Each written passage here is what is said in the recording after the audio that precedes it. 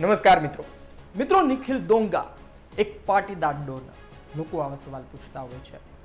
લોકો કહે છે કે ખરા અર્થમાં માફિયા છે કે પછી મસીહા છે, લોકોની મદદ કરે છે કે પછી એક ખોખાર ગેંગસ્ટર છે. અને આ અઠવાડિયે તેની ખૂબ જ ચર્ચા થઈ છે.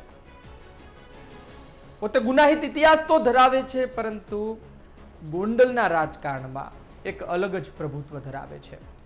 ચૂંટણી આવે અને તેની ચર્ચા થાય, પરંતુ હજુ તો 27ની ચૂંટણીને સમય છે. આ પહેલા તેની ચર્ચા કેમ?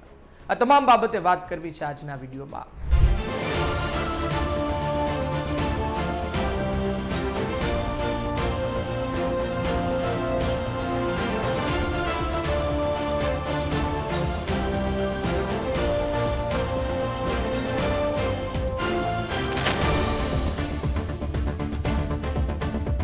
બાહુબલી સામે બાહુબલી ચાલે.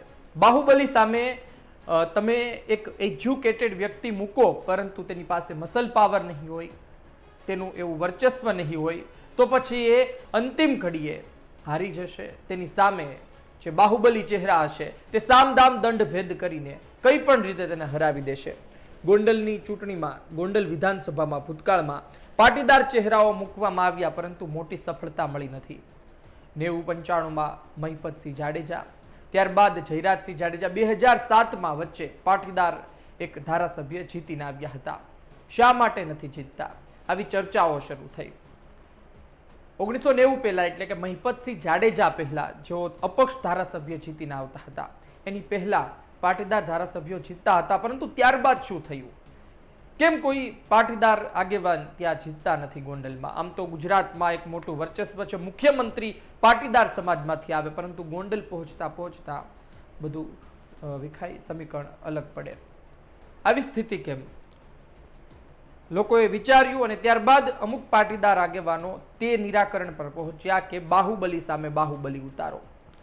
એટલે કે મહિપતસિંહ જાડેજા સામે એક સમયે જયરાજસિંહ જાડેજાને ઉતારવામાં આવ્યા અને આ પ્રયોગ સફળ રહ્યો હતો. તો હવે જયરાજસિંહ જાડેજા સામે નિખિલ ડોંગાને ઉતારો. પરંતુ આ નિખિલ ડોંગા છે કોણ? તેની વિશે આજે વાત કરવી છે. ગોંડલના રાજકારણમાં કેમ આટલી ચર્ચા તેની છે? યુદ્ધ એજ કલ્યાણ ગ્રુપ જે ચલાવે છે શું છે? કેટલા કેસો ભૂતકાળમાં થયા છે? કયા કયા કેસો મોટા છે? કઈ કઈ જગ્યા જેલમાં તેઓ રહ્યા છે? વાત એ પણ છે કે અનિરુદ્ધસિંહ જાડેજા સાથે તેનું કનેક્શન શું છે? કેમ તેને એના માણસ તરીકે ઘણા લોકો ઓળખે છે, તેને બોલાવે છે? આ તમામ બાબતે વાત કરવી છે આપણે આજના વિડીયોમાં. નિખિલ ડોંગા એક એવી શખ્સિયત કે જે 2008થી ક્રાઇમની દુનિયામાં છે. અલગ અલગ ક્રાઇમ કેસમાં તેનું નામ આવતું રહ્યું છે અને વર્ષો સુધી તેણે જેલવાસ પણ ભોગવ્યો છે. આજે તેઓ જામીન પર બહાર છે, પરંતુ સૌરાષ્ટ્રમાં ન આવવાની શરતે સુરતમાં રહે છે. અને તેનો જન્મ રાજકોટમાં થયો હતો, સરકારી હોસ્પિટલમાં, પદ્મકુંવરબા સરકારી હોસ્પિટલમાં. તારીખ હતી 12/12/1985. માતાનું નામ મધુબેન, પિતાનું નામ રમેશભાઈ. બાપદાદાનો ધંધો ખેતીનો હતો.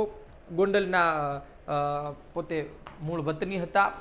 અને વાત એ છે કે આ ગોંડલમાંથી તેમણે શરૂ કરેલો પ્રવાસ ધીરે ધીરે કરતો સમગ્ર ગુજરાત પહોંચ્યો, સમગ્ર ગુજરાતની બહાર સુધી પહોંચ્યો અને અલગ અલગ રીતે લોકો તેને ઓળખવા લાગ્યા. નિખિલ ડોંગાએ પોતાનો શરૂઆતી અભ્યાસ ધોરણ 1 થી 7 સુધીનો અભ્યાસ ગોંડલમાં જ કર્યો, તન્ના સ્કૂલમાં. ત્યારબાદ તેઓ માધવ સ્કૂલમાં પણ ભણ્યા, ધોરણ 8 સુધી જ ભણ્યા છે. ત્યારબાદ તેમણે ભણવાનું મૂકી દીધું હતું. હીરાના કારખાનામાં લાગ્યા, હીરા કારીગર તરીકે કામ કર્યું અને ત્યારબાદ તેમનું જીવન બદલાયું. શરૂઆતમાં તો સામાન્ય ચાલતું હતું, પોતે ભણવામાં એટલો બધો રસ હતો નહીં, એટલે કે ઓછું ભણ્યા એ જ કારણોસર, અને ત્યારબાદ કામ ધંધે લાગી ગયા. પરંતુ એ હીરાનો કારીગર આટલો મોટો ગેંગસ્ટર બનશે, આટલા લોકો વચ્ચે વર્ચસ્વ ધરાવશે, આટલા એક જનસમૂહને તેનું પ્રતિનિધિત્વ કરશે, એ કોઈને પણ ખબર નહોતી. હીરાના કારખાનામાં તેમણે કામ કર્યું, ત્યારબાદ પોતે એક પાર્ટનરશિપમાં ધંધો પણ શરૂ કર્યો, પરંતુ 2008થી ઘણું ખરું બદલાઈ ગયું હતું. કેશોદના એક હીરા વેપારી સાથે ધંધાની બાબતમાં અન્ય કારણોસર જે સમાચાર સામે આવે છે કે બબાલ થાય છે અને કેશોદના એક હીરા વેપારીની હત્યા કેસમાં તેનું નામ સામે આવે છે. જુનાગઢ જેલમાં તેમને બંધ કરવામાં આવે છે અને ત્યાં જુનાગઢ જેલમાં તેઓ બંધ હતા ત્યારે તેમની મુલાકાત થઈ હતી અનિરુદ્ધસિંહ જાડેજા સાથે. એ અનિરુદ્ધસિંહ જાડેજા કે જેમણે ચાલુ ધારાસભ્યની પોઈન્ટ બ્લેન્ક રેન્જથી હત્યા કરી નાખી હતી અને ત્યારબાદ તેમના પિતાજી મહિપતસિંહ જાડેજા ધારાસભ્ય 2 ટર્મ સુધી ચૂંટાયા. લોકો કહે છે કે એ જે જેલમાં મુલાકાત થઈ હતી એ જ કારણોસર લોકો આજ સુધી કહે છે અને તેમની વચ્ચે મિત્રતા ત્યારથી શરૂ થઈ હતી. નિખિલ ડોંગા પોતે ક્રાઇમની દુનિયામાં પ્રવેશી ચૂક્યા હતા. નિખિલ ડોંગા સામે હત્યાનો આરોપ હતો અને ત્યારબાદ વધુ એક કેસ સામે આવે છે, હત્યા કેસ. વનરાજ ધાંધલ પોતે ટ્રાવેલ્સનો ધંધો કરતા હતા. પીઠડિયા ટોલ નાકા પાસે તેના ઘરમાં તેની હત્યા કરવામાં આવે છે. ત્યારબાદ લાશ ગોંડલ ફેંકવામાં આવે છે. 2013નો આ કેસ ખૂબ મોટો બને છે. મુખ્યમંત્રી સુધી વાત પહોંચે છે. કાઠી સમાજના લોકો માગ કરે છે ન્યાયની અને નિખિલ ડોંગાને ગોંડલની જેલમાં નાખી દેવામાં આવે છે. નિખિલ ડોંગા પર આરોપ હતો કે તે આ હત્યા કેસમાં સામેલ છે. 2020 સુધી નિખિલ ડોંગા એ આ હત્યા કેસમાં જેલમાં રહે છે. વાત એ છે કે નિખિલ ડોંગા 2020 સુધી ગોંડલ જેલમાં હતા. તે દરમિયાન પણ અલગ અલગ સવાલો તેમના પર થતા રહ્યા અને ત્યારબાદ પણ પેરોલ પર બહાર આવી પેરોલ જમ્પ કરી અલગ અલગ ક્રાઇમ કરવા. તેની જે આખી નિખિલ ડોંગા ગેંગ હતી 100 થી વધુ તો તેના પર ગુના હતા. જ્યારે તેઓ ગોંડલ જેલમાં હતા ત્યારે ભજીયા પાર્ટીના એક સમાચાર સામે આવે છે અને ગોંડલ જેલમાં તેનું રાજ છે. ગોંડલ જેલમાં તે કહે તેમ થાય છે તે માનીને તેને ત્યાંથી ઉપાડવામાં આવે છે અને ત્યાંથી તેને સાબરમતી જેલ મૂકવામાં આવે છે. સાબરમતી જેલમાં હતા આ દરમિયાન તેમના પર ગુજસીટોકનો આરોપ લાગે છે. ગુજસીટોકનો આરોપ લાગતા તેમને ભુજ જેલમાં શિફ્ટ કરવામાં આવે છે. ભુજથી તેઓ ભાગી જાય છે. હોસ્પિટલ લઈ જવામાં આવે છે તે સારવાર માટે. ત્યાંથી હોસ્પિટલમાંથી તેઓ ભાગી જાય છે. નૈનીતાલથી પકડાય છે અને ભુજ પલારા જેલમાં લાવવામાં આવે છે. એટલે કે ત્યાં પણ એ જ સ્થિતિ કે ભાઈ તે છે તો ખરી પરંતુ ત્યાં રહેલા લોકો, તેની આજુબાજુના લોકો તેને મદદ કરે છે. ફરી સાબરમતી જેલમાં તેને લાવવામાં આવે છે. સાબરમતી જેલમાં તે આવે છે અને ત્યારબાદ જામીનના પણ સમાચાર સામે આવે છે. સૌરાષ્ટ્ર બહાર રહેવાની વાત છે પરંતુ આ નિખિલ ડોંગા આટલી ક્રાઇમ હિસ્ટ્રી ધરાવે છે, આટલા ગુનામાં સામેલ છે. યુદ્ધ એચ કલ્યાણ નામનું ગ્રુપ 2018માં એટલે કે તેઓ જેલમાં હતા તે સમય દરમિયાન તેમના શુભચિંતકો દ્વારા સાથે મળી શરૂ કરવામાં આવ્યું અને 2018થી તે અલગ અલગ લોકો માટે કામ કરતું રહ્યું છે. પછી લોકોની ફી ભરવાની હોય એટલે વિદ્યાર્થીઓની ફી ભરવાની હોય, બ્લડ ડોનેશન કેમ્પ કરવાના હોય, અંગદાન કેમ્પ હોય, આ તમામ બાબતે તેઓ કામ કરતા રહ્યા છે. વાત એ છે કે તમે તેની ક્રાઇમની દુનિયા જોઈ, તેનો ક્રાઇમનો ઇતિહાસ જોયો, પણ તેના નજીકના લોકો કહે છે કે બેશક તે આ ક્રાઇમમાં જોડાયેલા હતા, બેશક તેનું નામ આવ્યું, પરંતુ તેને લોકો એટલા માટે પ્રેમ કરે છે કારણ કે તેનો સ્વભાવ પણ એટલો લાગણીસભર રહ્યો છે. અન્ય લોકોને મદદ કરવાનું, કારણ કે પોતે ભણવામાં તો રસ હતો નહીં પરંતુ મૂંગા પ્રાણીઓની સેવા એ પોતે જે નાના હતા ત્યારથી કરતા આવ્યા છે. આજની તારીખે પણ કરે છે.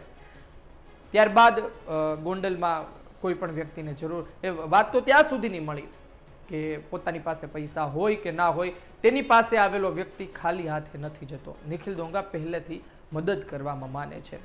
નિખિલ ડોંગા બીજા પાસેથી પૈસા લે છે, મદદ કરે છે. નિખિલ ડોંગાએ બીજા પાસેથી પૈસા લીધા અને હવે તે એટલા એ જ કારણોસર તેની સાથે રહે છે તે વાતમાં પણ દમ નથી. આજ સુધી નિખિલ ડોંગાએ કોઈના નીચે કામ નથી કર્યું એ વાત નજીકના લોકો જણાવે છે. કહે છે કે એનું પોતાનું અલગ ગ્રુપ છે, પોતાની અલગ ગેંગ માની શકાય, પરંતુ કોઈ નીચે એ પછી એક સમય વિઠ્ઠલભાઈ રાદડિયા સાથે પણ સારા સંબંધો, પૈસા જોતા હોય લઈ જા, કામ કર, પરંતુ ત્યારે પણ એ પોતે અલગ પોતાની રીતના રહ્યા, અલગ પોતાનું વ્યક્તિત્વ બનાવ્યું. અને અનિરુદ્ધસિંહ જાડેજાની વાત છે તો મિત્રતા હોય પરંતુ તેની સાથે કામ કરવું, તેની નીચે કામ કરવું એ વાત તેમને મંજૂર નહોતી. અલગ અલગ લોકો આ વાત કહે છે. વાત એ છે કે તેઓ જે યુદ્ધ એચ કલ્યાણ ટ્રસ્ટ બને છે ત્યારબાદ એની અલગ છાપ ઊભી થાય છે સેવાકીય વ્યક્તિ તરીકેની. ગોંડલમાં આજની તારીખે પણ જો જયરાજસિંહ જાડેજાના પરિવારને ટક્કર આપી શકે પાટીદાર આગેવાન અને પોતે સામે પણ એવો જ ગુનાહિત ઇતિહાસ ધરાવતો હોય તો નિખિલ ડોંગાને યાદ કરવામાં આવે છે. નિખિલ ડોંગાએ આજ સુધી એક પણ નિવેદન નથી આપ્યું એવું કે ભાઈ પોતે ચૂંટણી લડવા ઈચ્છે છે, ગોંડલની ચૂંટણી લડશે, આ તારીખ આ વિધાનસભાની ચૂંટણી લડશે 22, 27, 17, કોઈ પણ જાતનું એવું નિવેદન તેમનું અમારી સુધી સામે નથી આવ્યું. પરંતુ અત્યારની સ્થિતિ તેવી છે કે જયરાજસિંહ જાડેજા અને તેના પરિવાર પર સવાલો ઊભા થઈ રહ્યા છે. એક પછી એક વિવાદ સામે આવી રહ્યા છે. વિવાદમાં નાખવામાં આવતા હોય કે પોતે જ સામેથી વિવાદમાં પડતા હોય સમજાતું નથી. કારણ કે સંજય સોલંકીને મારવાનો કેસ હોય કે પછી રાજકુમાર ચૌધરી હત્યા કેસ હોય, મૃત્યુ કેસ હોય, તેમાં જયરાજસિંહ જાડેજા, ગણેશ ગોંડલ, તેના પરિવાર પર શંકા થતી રહી છે. અને આ જ કારણોસર ત્યાંના લોકો પણ કહે કે હવે શું, ગોંડલની આ પ્રકારની સ્થિતિ સર્જાણી છે કે હવે કયો નેતા ગોંડલને સંભાળી શકે? જો ગુનાહિત ઇતિહાસ ન ધરાવતો હોય અને ભણેલો ગણેલો હોય પરંતુ સામ દામ દંડ ભેદ ન જાણતો હોય તો પણ આ બેઠકમાં ન ચાલે. અને જો આ બેઠકમાં સામ દામ દંડ ભેદ જાણતા અને ગુનાહિત ઇતિહાસ ધરાવતા નિખિલ ડોંગા જેવા વ્યક્તિને ઊભા રાખવામાં આવે તો પછી સ્થિતિ એને થાય. તો પછી જયરાજસિંહ જાડેજા શું ખોટા? તેવું પણ લોકો કહેતા રહ્યા છે, દલીલ કરતા રહ્યા છે. પરંતુ નિખિલ ડોંગા આજે સુરતમાં પણ એક મોટું વર્ચસ્વ ધીરે ધીરે કાયમ કરી રહ્યા છે. તેમનું એક સુરતમાં પણ ગ્રુપ બની ગયું છે અને તે કામ કરતા રહે છે. પાટીદાર સમાજમાં તેમની માટે કામ કરતા ઘણા આગેવાનો છે, ઘણા સામે આવીને બોલે છે, ઘણા પડદા પાછળ કામ કરે છે, પણ કામ કરે છે એ વાત સાચી છે. નિખિલ ડોંગા, ભાવિ ધારાસભ્ય નિખિલ ડોંગાને ગોંડલની 2027ની ચૂંટણી લડવી જોઈએ તે છેલ્લા ઘણા સમયથી ફરી રહ્યું છે. પાટીદાર સગીરને મારવાનો કેસ સામે આવ્યો હતો, ત્યારબાદ તેમાં સમાધાન થયું છે, પણ નિખિલ ડોંગાની ચર્ચા આજની તારીખ સુધી થઈ રહી છે.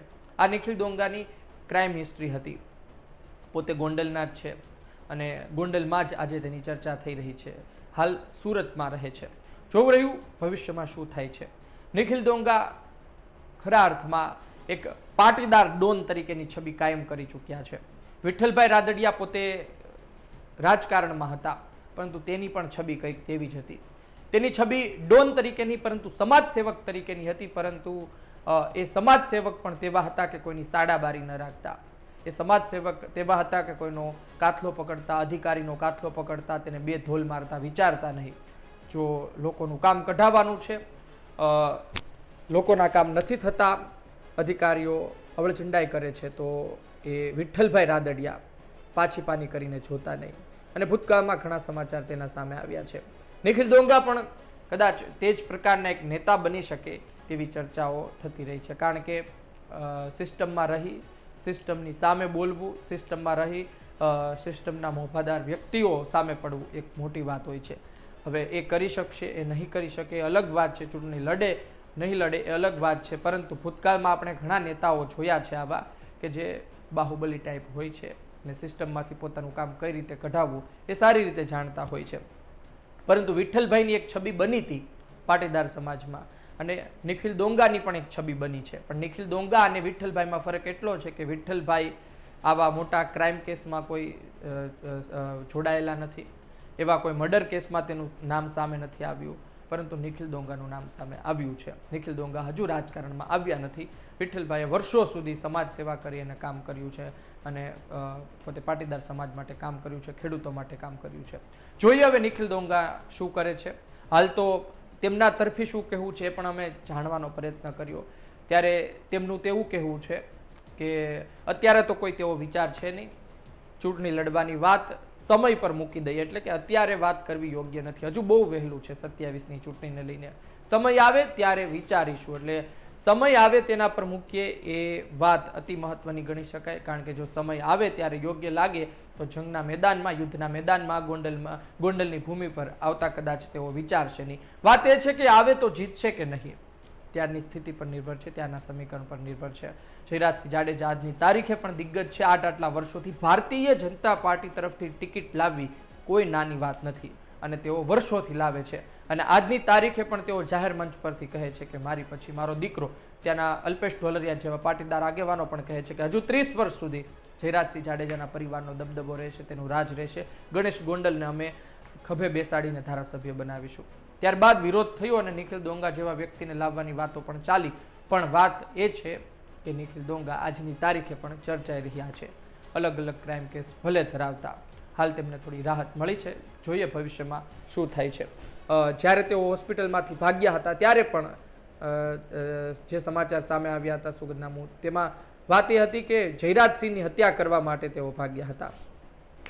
હવે જયરાજસિંહ પણ સામે એવા દિગ્ગજ છે. નિખિલ ડોંગા પણ હાલ મોટું નામ કમાઈ ચૂક્યા છે. જોઈએ શું થાય છે.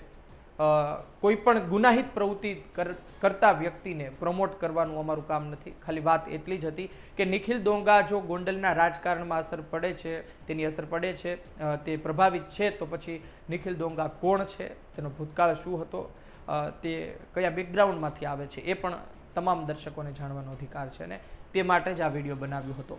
અને તે માટે જ ચર્ચિત ચહેરામાં વાત નિખિલ ડોંગાની હતી. જોઈએ શું થાય છે. આ ચર્ચા કેવી લાગી, આ જે માહિતી મેં તમને આપી તેમના વિશે તમારું શું કહેવું છે એ કોમેન્ટ બોક્સમાં જરૂરથી લખજો. આ વિડીયો પસંદ આવ્યો હોય તો લાઈક શેર કરજો. મને આપશો રજા. નમસ્કાર.